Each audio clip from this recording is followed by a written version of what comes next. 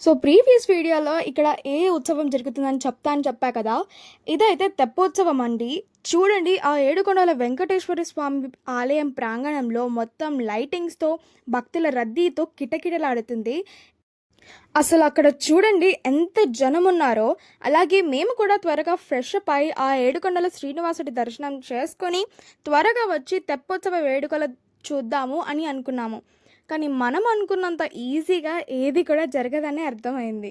మనం ఒకటి అనుకుంటే ఆ భగవంతుడు నిర్ణయించేది ఒకటి. నేను ఈ మాట ఎందుకంటున్నానో నెక్స్ట్ వీడియోలో చెప్తాను. ఇక మేమైతే రాత్రి 9కి వెళ్తే పొద్దున 11కి దర్శనమై బయటికి వచ్చామన్నమాట. బయటికి వచ్చి మాడ వీధిలో తిరుగుతున్నాము.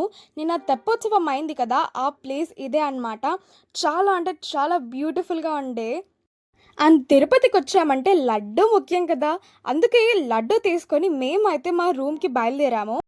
ఇంకా కలియుగ ప్రత్యక్ష దైవమైన శ్రీనివాసుడి దర్శనం మాకు ఎలా అయిందో, తిరుమలలో మేము ఏమేం ప్లేసెస్ చూసామో అన్నీ నెక్స్ట్ వీడియోలో చెప్తాను. అసలు మిస్ అవ్వద్దు. ఓం నమో వెంకటేశాయ్.